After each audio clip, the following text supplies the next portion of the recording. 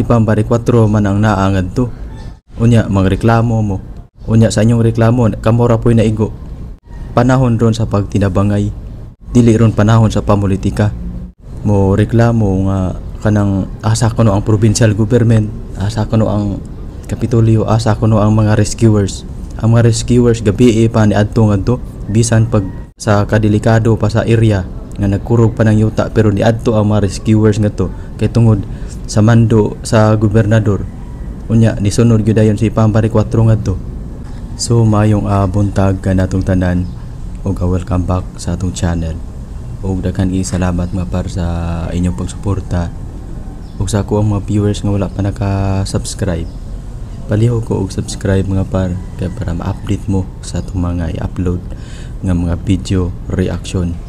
So karon mga par si Gobernador Pambari 4 nitubag na sa iyang nadawat nga mga pagsaway gikan ni board member Tining Martinez ug ni Joke Prasco ug sa mayor sa Bugo City.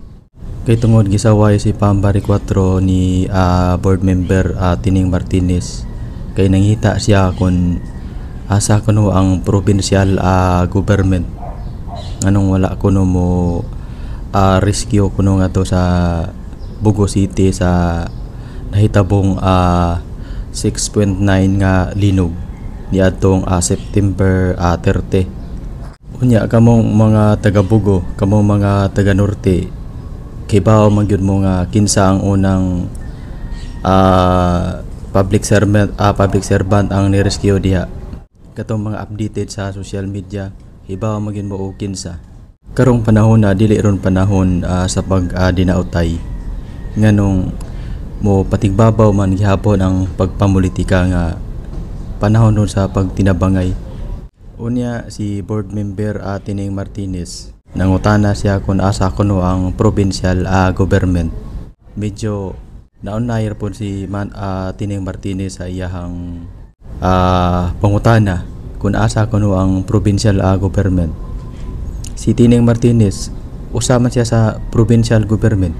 So naunay siya sa iyang pagsaway kaysa nahitabong linog ni adtong September 30 alas 9:50 sa gabi pagkahuman ato mga par kay si Pambari 4 ato naman to siya importante nga meeting adto sa Radisson. So wala damahangan nikalit ang kusog nga linog unya sa dihang nahibaw-an nga ang kusog nga linog didto sa Northern Cebu. O nagpatawag man dayon si Pambari 4 sa mga rescuers nga bisan pa man sa kadelikado pa sa lugar, bisan kakurog pa ang yuta ngadto, pero ang mga rescuers ni adto man gyud kay meeting man to ni Pambari 4. Ang gobernador ni anang mga pitsaha mapar walay tulog kay ni adto gyud dayon si Pambari 4 kinsa may unang public servant nga ni adto ngadto, kinsa man ang government provincial government ang niadto nga una, kinsa may unang nakita nga to, di ba si Pambari 4 may unang nakita na to nga nisakay sa chopper, pero katong chopper nga iyang gisakyan katong helicopter dili to iha to sa gobyerno. Makita man nato sa picture nga niadto si Pambari 4 bisan pa man sa kadelikado pa sa lugar kay tungod sa mga aftershock nga kusog pa kaayo. Naabay mayor, naabay congressman, naabay board member nga nakita nato nga to, di ba wala. Ang unang nakita nato nga to si Gobernador Pambari 4 ra gyud. Usa pa man nang gawa sila nga pila naka ng oras, pila naka adlaw, usa pa sila nang reklamo nga wala kuno pakabana ang provincial government, wala kuno pakabana ang Kapitolyo. Unsaon pa kay bawo ninyo nga wala man mo magawas? Si Pambari 4 man ang naangad to. Unya mangreklamo mo. Unya sa inyong reklamo kamora po'y naigo. Panahon ron sa pagtinabangay. Dili ron panahon sa pamulitika.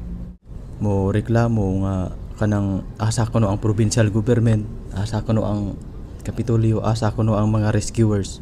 Ang mga rescuers gabi pa ni adto ngadto bisan pag sa kadelikado pa sa area nga nagkurog pa ng yuta pero niadto ang mga rescuers ngadto kay tungod sa mando sa gobernador. Unya nisunod gyud dayon si Pambari 4 ngadto. Unya inyo pang gisaway nga wala ko'y pakabana ang provincial government.